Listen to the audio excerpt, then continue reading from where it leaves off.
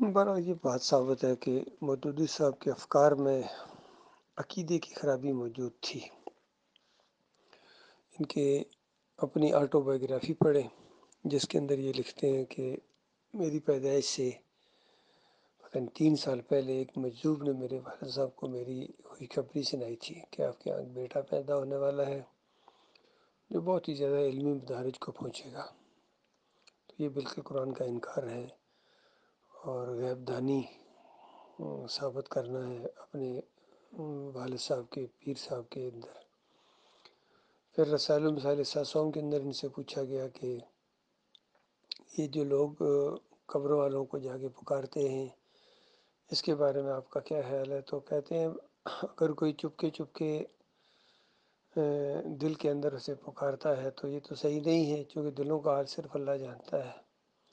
لیکن اگر کوئی زور زور سے پکارتا ہے تو عقیدے میں خرابی لازم نہیں آتی ہے، اور کہ بس یہ ان کا فکرہ ہی گویا پورے قرآن کے اس مضمون کی نفی کر دیتا ہے، جس میں اللہ تعالیٰ نے ہر جگہ یہی کہا ہے کہ اس سے بڑا گمراہ کوئی نہیں، اس سے بڑا ظالم کوئی نہیں جو اللہ پر جھوٹ بولے اور ایسوں کو پکارے جو قیامت تک جواب نہیں دے سکتے اور ان کی دعاؤں سے بالکل غافل ہے۔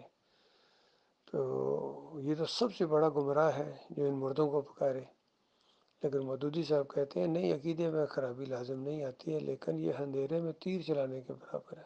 ہو سکتا ہے جس کو پکار رہے ہوں وہ حضرت وہاں تشریف ہی نہ رکھتے ہوں، کہیں اور گئے ہوئے ہوں۔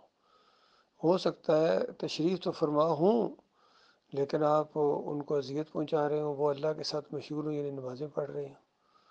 تو اس طریقے سے انہوں نے قبر پرستی کی بنیاد کو فراہم کر دیا۔ یہ مودودی صاحب کے عقیدے کے اندر پھر الیکشن میں آنا، جمہوریت میں آنا، ایک مشرکانہ نظام کو جس کو پہلے خود ایک بت کہا کرتے تھے، جمہوریت لات ہے اور امریت میں نات کہا کرتے تھے، دو بتوں کے نام لیتے تھے۔ تو بعد میں جب پاکستان بن گیا جمہوری تقاضوں کے تحت تو اس کے بعد کود پڑے اندر، فاطمہ جناح کا ساتھ دیا ہے اور پوری طرح الیکشن لڑے ہیں، منہ کی کھائی ہے۔ تو یہ ان کے عقیدے کے اندر خرابیاں موجود رہی ہیں مودودی صاحب کی۔ اور پھر آگے بڑھ کے جب شجر خبیثہ نے آگے جا کے پھل دیے ہیں، پھر تو کہنا ہی کیا، قاضی حسین احمد کی قیادت میں ان کی جلسوں میں ایسی ایسی دھنیں اور ایسے ایسے ترانے، ایسے ایسے ساز، ایسے ایسے گانوں کی دھنیں ہوتی تھیں کہ شیطان بھی شرمائے۔